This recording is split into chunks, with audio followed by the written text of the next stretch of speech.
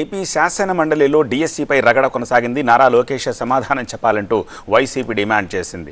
DSC మీద చర్చించాలని నిన్నటి నుంచి డిమాండ్ చేస్తున్నామని నిన్న శాసనసభలో మాట్లాడారు. ఇక్కడ మాట్లాడరా అంటూ బొత్స ప్రశ్నించారు. నిన్న బీఎస్సీలోనే డీఎస్సీపై చర్చిస్తామంటూ పయ్యావుల సమాధానం చెప్పడంతో మరి చర్చించడానికి ఏమిటి అంటూ వైసీపీ ప్రశ్నించింది. మీరు చెప్పినట్లు ప్రభుత్వం నడవదని ఎల్నినోపై ముందు చర్చిస్తాము అన్నారు పయ్యావుల. ఇలా సభలో రెండు పక్షాలు వాదోపవాదాలకు దిగాయి. ఒకే అంశం మీద డిఎస్సి మీద జరిగిన అవకతవకల మీద చర్చించాలి, సభలో చర్చించాలి, దాని మీద ఎంక్వైరీ జరగాలని చెప్పి నేను డిమాండ్ చేస్తున్నాను. ఇవాళ ప్రధాన పత్రికల్లో శాసనసభలో మాట్లాడారు అది మరి ఇక్కడ మాట్లాడడానికి ఎందుకు ఆడుతున్నారో మాకు అర్థం అవట్లేదు. ఎందుకంటే వెనకెందుకు వేస్తారో మాకు అర్థం అవట్లేదు. వాస్తవ విషయాలు అక్కడ చెప్పిన ఇక్కడ చెప్పొచ్చు కదా, చెప్పొచ్చు కదా. దీని తర్వాత చేస్తామని చెప్పి విద్యామంత్రి గారు ఉన్నారు కదా, విద్యామంత్రి గారు చెప్పానండి. అక్కడ చెప్పిన ప్రకటనలు ఎక్కడైనా సరే బయటైనా ఇంటైనా ఎక్కడైనా మాట్లాడతామని చెప్పారు కదా, చెప్పండి ఆ మాట ఎక్కడ. మేము అడుగుతున్నాం కదా, మా ప్రశ్న సమాధానం చెప్పండి. అందుకు మెగా డిఎస్సీ మీద డిస్కషన్కి మీరు సమయం కేటాయించాలి. ఈ ప్రశ్నోత్తరాలు వాయిదా వేసినా సరే మాకు ఇప్పుడు దాని మీద చర్చించాలి. అది మా తాలూకా విన్నపం. సార్, గౌరవ ఎల్ఓపి గారు అడిగిన దానికి ప్రభుత్వం నుంచి మా స్పందన ఇచ్చినప్పుడు వినే ఓపిక ఉండాలి. వాళ్ళ అజెండా ఏమైనా ఉండొచ్చు, అజెండా అల్లరి చేసి బయటికి వెళ్ళిపోవడం అనే అజెండా అయి ఉండొచ్చు, చర్చ పెట్టాలనేటువంటి అజెండా అయి ఉండొచ్చు.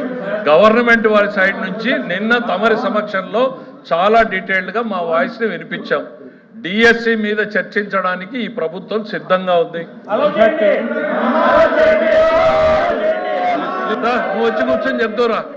నువ్వు వచ్చి కూర్చొని చెప్తారా మీరు లెజిస్లేటివ్ అఫైర్స్ మినిస్టర్ చెప్పేటప్పుడు ప్రభుత్వ ఆలోచనని వినకుండా మీరు డిక్టేట్ చేయాలనుకుంటే జరగదు, ఇంపాసిబుల్. ప్రజలు ఎవరు ప్రభుత్వాన్ని నడపాలి అనేటువంటి నిర్ణయాన్ని ప్రజలు డిసైడ్ చేశారు.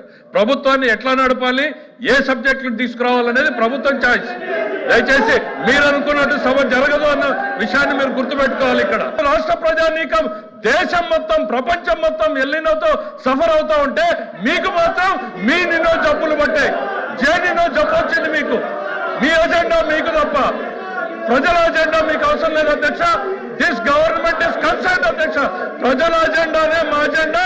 ప్రజలకు అవసరమైనటువంటి ఎల్లినో మీద చర్చ పెట్టండి, ఆ తర్వాత మీరు డిఎస్సీని టేకప్ చేయండి అనేటువంటిది మీకు చెప్పాం. దానికి వీఆర్ స్టిల్ స్టికింగ్ ఆన్ అధ్యక్ష. మరి అభిమానం అసెంబ్లీలో ఏమైంది అధ్యక్ష?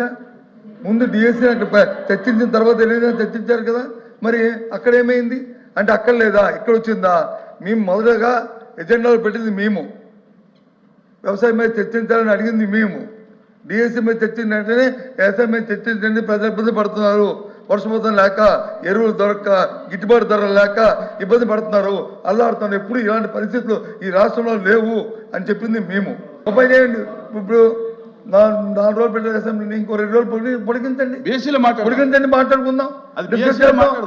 ఎంత ప్రజల మీద వాళ్ళకి అభిమానం ఉందో, ఎంత ప్రజల మీద మాకుందో అసెంబ్లీ కౌన్సిల్ తెలుసుకుందాం. ఇంకో 2 రోజులు పొడిగించండి.